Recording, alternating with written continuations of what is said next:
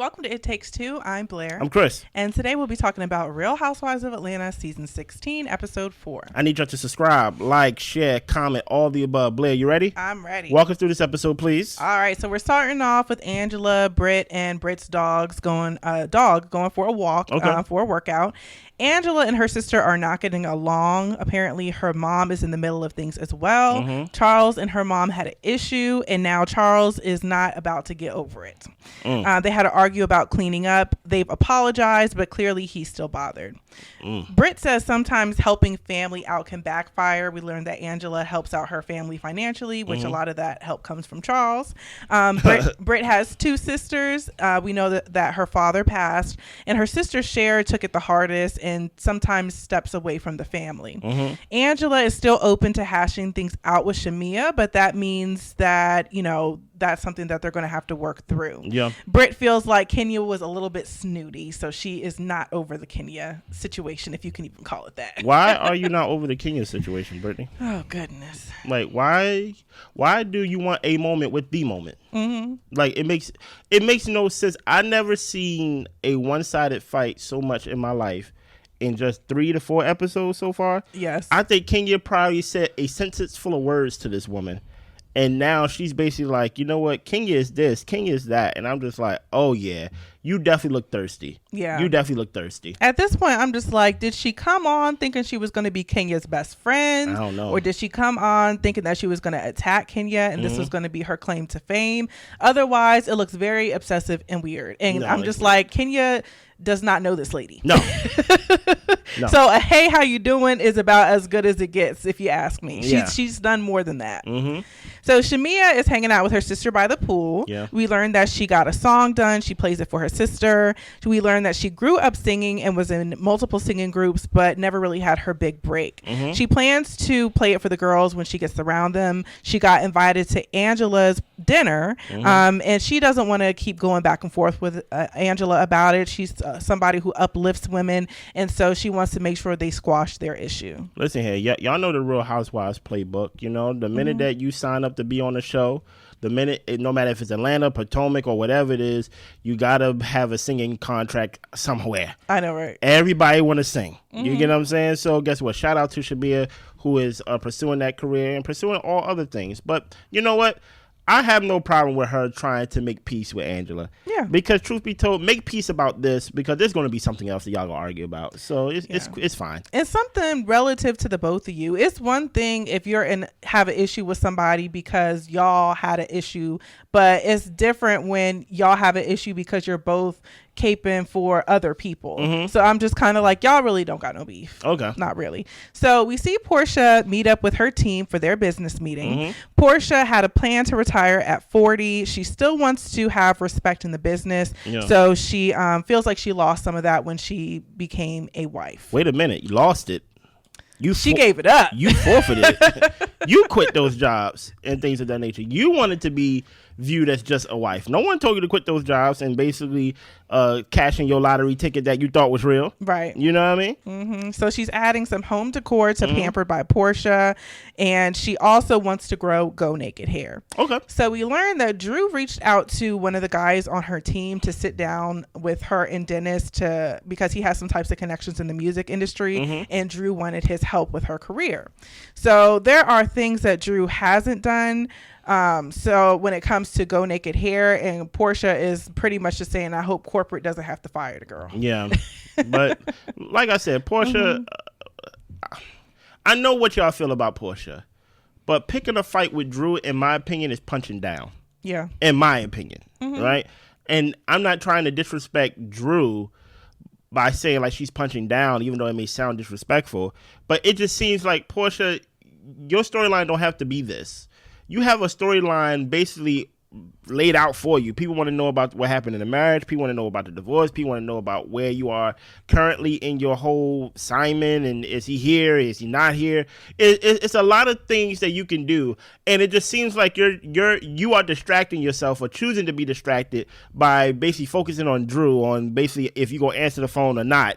Where basically you got bigger fish to fry. Yeah. If you're going to be the one in the middle holding the peach, if you're going to be the one that want to be respected as a businesswoman, or at least respected as one of the lead anchors of the show, you gotta carry the storyline.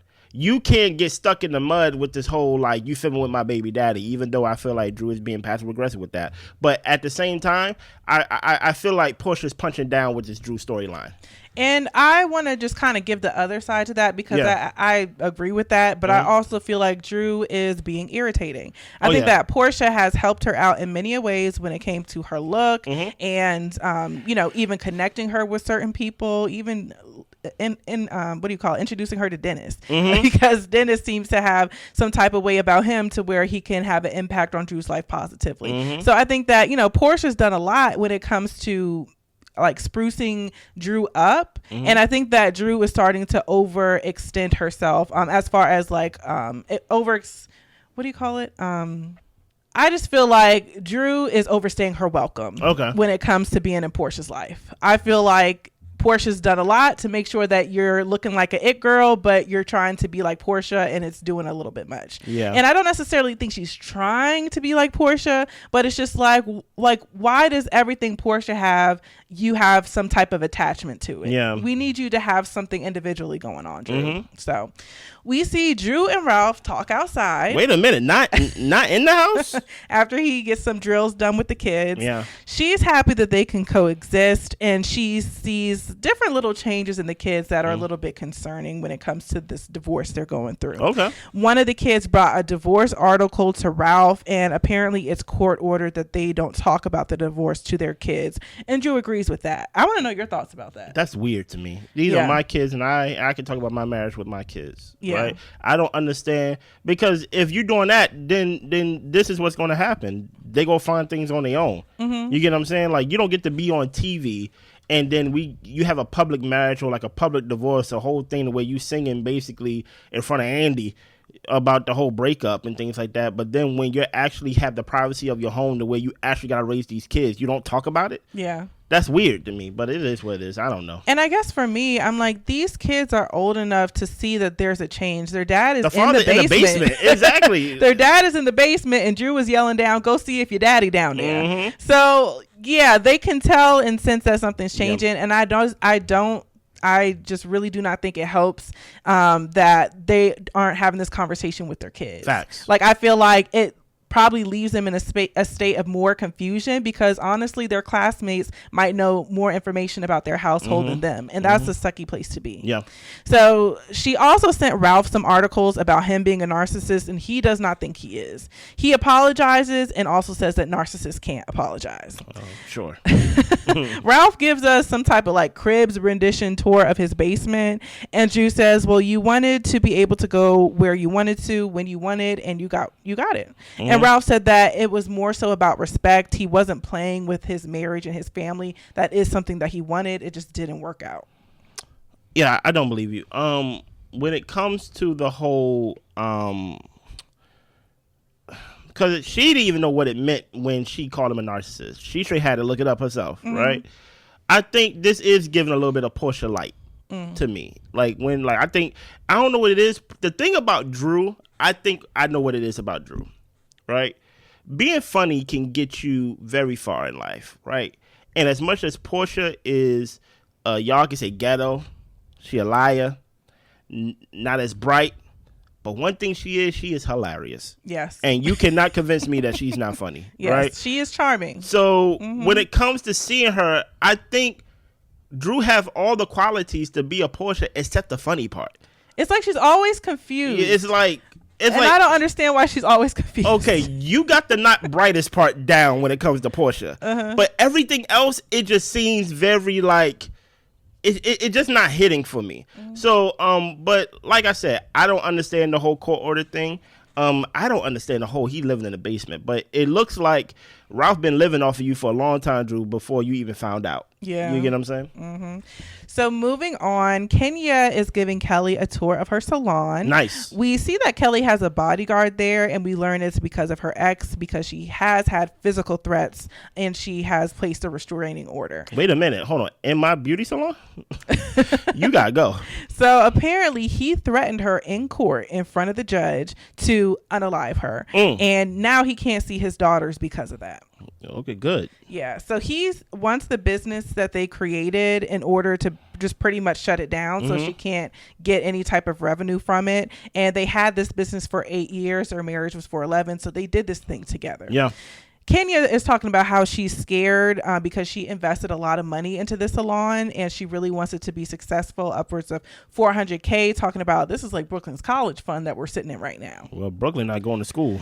The way is, see, I really don't understand the whole, like, will it work? Sure. Kenya's known for, like, you know, having nice hair and just being beautiful in general. Like, even just the whole taking care of your skin, taking care of your hair. But 400,000, wow.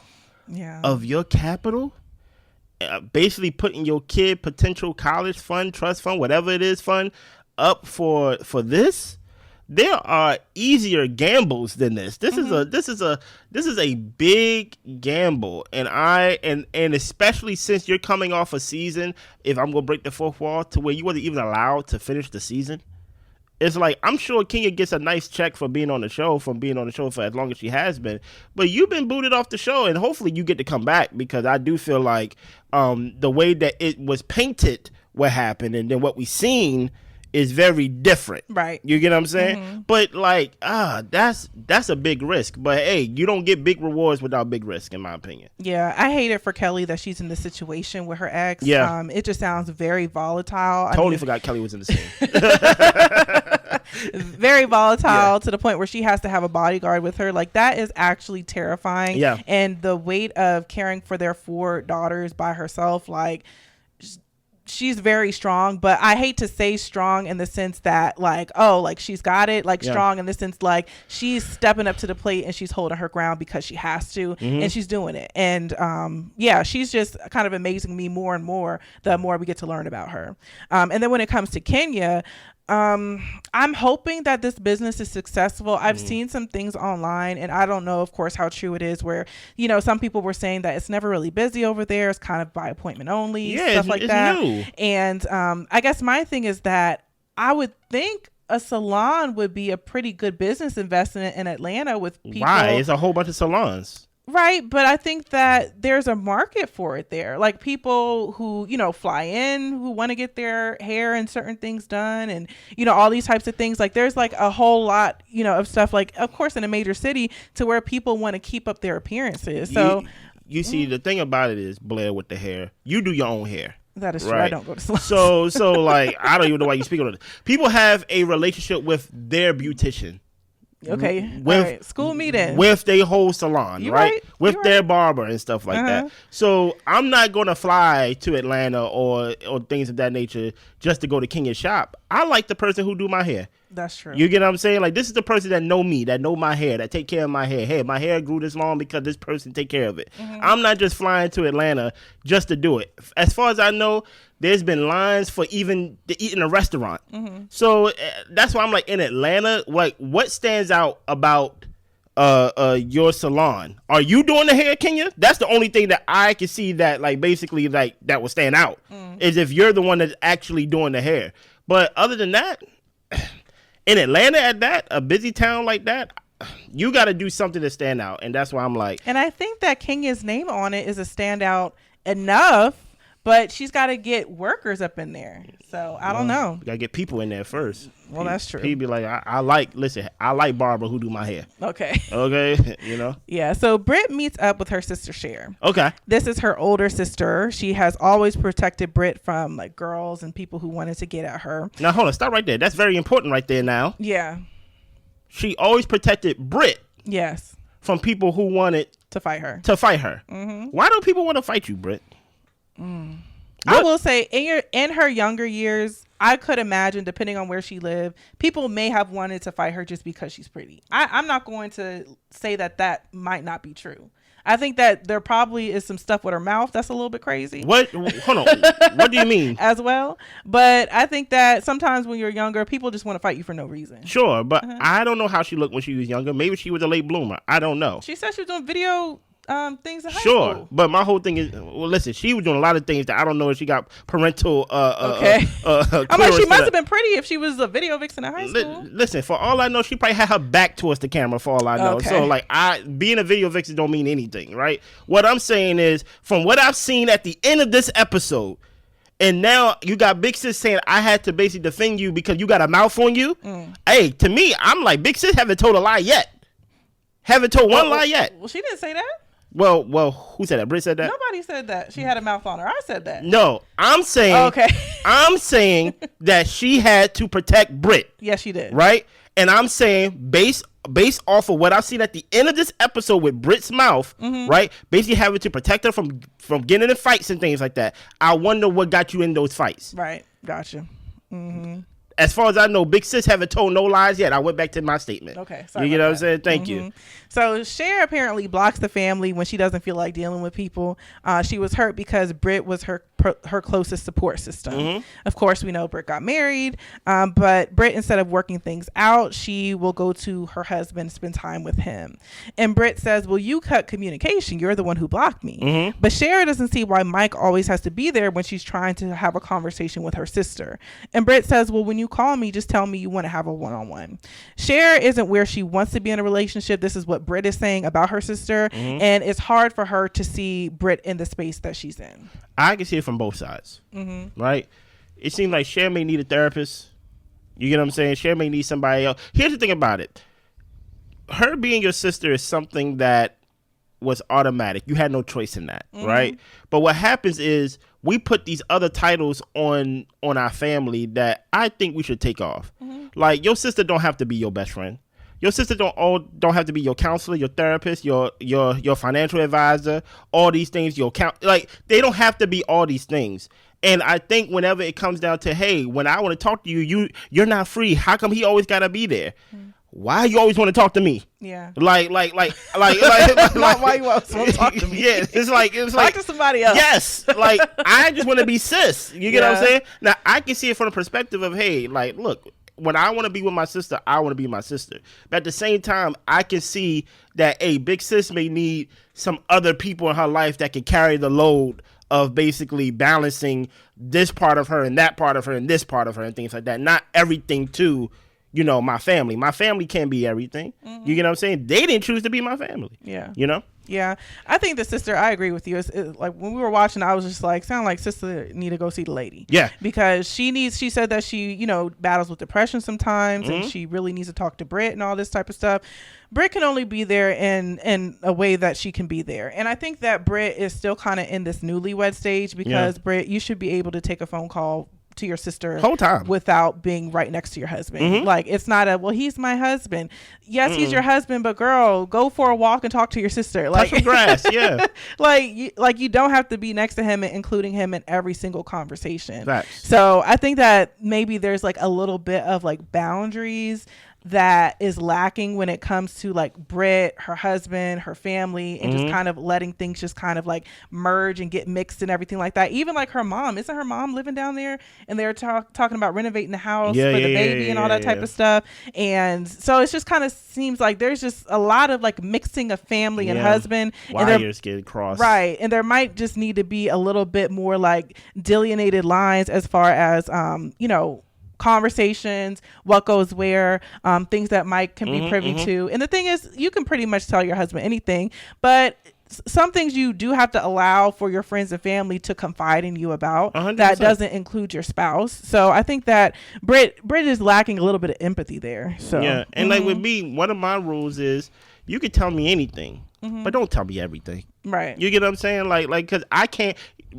Contrary to popular belief, I can't handle everything. I can handle a lot. Yeah. But I'm not supposed to have everything. Go call a friend. Go see a therapist. You know, maybe she need one of these hugs. You get what I'm saying? Like, you know. So like I am a big believer of not putting everything on one person. You get what I'm saying? So next we see Drew and Dennis at the studio, and she's talking about she's been in a lot of trouble. Dennis acting like he don't know what's going on. I don't know why some guys do that. I really don't. No face, no case. Just act clueless when you literally had a whole conversation with Porsha about what's going on. I don't remember. So Drew said that there wasn't any drama with them working together until now. So now she doesn't really know how genuine of an issue it is. To me, if she was willing to break the fourth wall, I think she would have been like, is she just bringing this up because she needed a storyline for filming. I think that's what has Drew confused. Yeah. And Dennis talks about how when they first started to work together, Porsha was in Nigeria, so it was really not even a conversation that they had to have. Yeah. But Drew wants to clear the air with Porsha. She tried to talk to Porsha, but if Porsha doesn't want to make the time to talk, it's just going to be what it is. It is what it is. I do find it strange that, hey, you are filming with my baby daddy, but hey, you told me to call you and things of that nature, a text or whatever, and you tried and you're not answering, you're not responding. Guess what? I'm gonna film with your baby daddy. Yeah, we got music to make. Exactly. You know what I mean? Especially if I know I'm not doing anything foul. Especially if I'm not having no relations with him. You know what I'm saying? Exactly. So the ladies are getting ready for Angela's dinner, and Porsha thinks the conversation with Drew needs to be all one-on-one. She already knows what it is and who Drew is, so she kind of feels like the conversation might be a waste anyways. Okay. So I'm just like, yeah, Portia's just pushing it off because she wants to have an issue. It could literally be a 5-second conversation, literally 5 seconds. If that. And I think it would get cleared up pretty quickly. So the theme is Black excellence. Everyone comes in there in black except for Kenya. She comes in turquoise, saying that she didn't get the memo. Dude, you think that's disrespectful? Yeah, absolutely. Of course. Listen, stick to the theme. As much as I love Kenya, Kenya says she never looked at the invite. You looked at the invite because you knew where to go. So stop it, right? Yeah. I think in this moment, Kenya, you are Kenya even if you follow the rules. You don't got to be so blatant and wear turquoise. Even though turquoise, that type of green in most shades is my favorite color, but I would have been mad like, you can't be here. Sorry. Yeah. You know? So Kenya goes around to hug everyone. She hugs everyone, guys. Everyone. But Brit said, oh, okay, you just gave me a little pat. Okay, that's the kind of hug you want to give me. And you see why she keep getting punched in the mouth when she was a kid. She always got something to say. And also, I think that Brit really does need a good Iyanla bosom type hug. Put your head in my, the crack of my chest. I'm not putting your head in my bosom, man. I think that's the type of hug that Brit wants, because I'm like, these little side hugs ain't doing it for her. No. She needs the love. She needs to hear your heartbeat in them hugs. Sorry, you're weird. Get off me. So Shamea brought Angela an olive branch, and she apologized for attacking her physical appearance, even though Shamea, kicked off a couple jokes in the confessional. Oh yeah, she did. Yeah. So Drew brought her sister and her makeup artist to Kelly's event, and Kelly's talking about how it seemed like you bring a people who's not paying for stuff, you didn't even pay yourself. Wow. And Drew tries to pull out a receipt showing that she did buy her son a blazer, but it was just a text message of her talking to a sales associate about a blazer, not a receipt. So Drew and the receipts that she chooses to pull out, they have me confused. Drew, you about to make yourself look like you ain't got no money, you ain't got no pull. Drew just looked, it came off as cheap. Yeah. You get what I'm saying? So Shamea shares her song with the ladies. Nice. Everybody snapping their fingers, rocking side to side. Ooh, Shamea, this sounds so good. And Porsha says, that's not Shamea's voice. And she asks, are you even on the song? Is that Drew? Angela, basically in the confessional, was just saying, like, why would Porsha say that? This is your best friend. You should be able to hear your best friend's voice. Yeah. And understand that it's her on the song. And Porsha said in her confessional that it just sounded really good, so I thought it was Drew. Stop it. Listen here. If it was really, why would Shamea lie? Yeah. And say that it's like why? What's the benefit of saying that it's me when it's really Drew? Yeah. There's no benefit to it. And even if Porsha thought it, you didn't have to say it. Like, she could have just easily be like, is this you? You sound good. Like she could have said that. But this is that little nice nasty thing to where she's basically planting these seeds that she gonna turn on her on the show. You get what I'm saying? To where it's like, there's something to, and I had to learn this from being with women and things like that. One thing y'all take seriously is being celebrated, right? Weird to me, because even compliments make me feel kind of like icky, you know? But so far, we only 4 episodes in. Every time it was time for Shamea to be celebrated for something, Porsha was late. You get what I'm saying? Looked like she was trying to take the shine, or even trying to throw some type of, like, you know, this is not really you. This is some type of like fraud. Yeah. You get what I'm saying? Like, it's like, yo, how come everybody who's not as close to me as you are can snap their fingers and do their step and they can do it all by themselves, right? But when it comes to you over here talking about I am plagiarizing my voice. Like it comes off as if you really not really banging with me. Yeah, Porsha is just being a hater. Yeah. It's so ugly to see because they have this long-standing friendship that honestly I feel like has been uneven for a very long time. And Porsha is doing herself no favors. She's really not. No. So Angela then has them write a question anonymously to anyone they want to in the group to ask a question. Okay. So Shamea gets, what did you do to thank your husband for the Rolls Royce? And she does a demonstration. Oh, yeah. Oh, yeah. Angela gets, what's a secret you wouldn't want the group to know? And she talks about how she's an open book. She hasn't had any threesomes. But Porsha says she heard something about Charles, but when asked what she heard about Angela's husband, she didn't have nothing to say. Listen here, be careful going against Charles, Porsha. I'll tell you, not even Angela. But listen here, based on what the archive tapes came out, it seemed like, Angela, your story not really matching with what happened. You're not that much of an open book. Because when we gave you a chance for you to say the timeline of what happened, you didn't really read to us all the pages. Even when I did that episode and I was reading off the kids and all that type of stuff, I said in that episode, well, this sounds a little weird. How did this child that's not their child get in the mix? Yeah. And I think some people were saying like, oh no, like these are children from previous relationships. No, y'all. There's a extra there's a page she ripped out. Yeah, there's a page she ripped out. You know what I mean? Exactly. We're missing the totality of the book. Yeah. So anyway, Angela said or gets like, why would she mention her husband when she doesn't want to even talk about her own husband? Facts. So very true. I wish she would have said that to Porsha in the moment. Listen here, we need to stop doing these little confessional gangster moments, man. And Kenya gets, what color panties do you have on? And she shows the ladies. I don't know if she had any on or she wasn't wearing nothing, but we didn't see. Yeah. Kenya gets, why are you so worried about happily married women? And she also gets, can you speak to Brit kindly and not with an attitude? And Kenya thinks that she's talked to everyone without an attitude. But she, does have her moments, is what some people say. And then there's just like this back and forth with Brit just constantly like talking, saying like, I didn't write this. Somebody else wrote it. So clearly like you have an issue with me type of thing. And Kenya talks about, well, peasants can't come for the queen. No, they can't. So Brit is given all this energy. Everyone pretty much thinks she's overreacting. So they just kind of wrap up the dinner right then and there. Brit is yelling, let me call my husband who cares about me. Saying that she had to let her know not to play with her. She got the pew pew and don't play in front of the camera. She does not play those games. She's not a peasant. And Kenya's going to learn today to be respectful. Mike is even telling her she's doing too much. Kenya gets in the car with Porsha and is telling Porsha what Brit said and was saying this girl has got to go with these threats. Yeah. What is your thoughts if you want to go first, Blair? Yeah, I think that Brit is just a little bit obsessed with Kenya. I think that she may have come in here thinking that she was going to have a certain type of relationship. I don't know I don't necessarily believe that she came in wanting to start issues with Kenya, but I think that she may have thought that she would have been really good friends with her. And when she wasn't welcomed with open arms and was pretty much treated like any girl that Kenya don't know, I think Brit's ego got bruised and now she's over here yipping and yapping, and I think that these threats and all this type of stuff, this is a little too gutter, a little too much for Housewives. A little. A lot. Very much a lot. And I'm glad that, Kenya got away safely, but Kenya wasn't even talking to her no more. Right. She basically was yelling and cussing to herself. Pretty much. But I felt like it crossed the line. What about you? See, now we know the next episode is the last episode Kenya will be on for this season, right? And I'm kind of mad at Kenya, right? Because I'm a big fan of Kenya.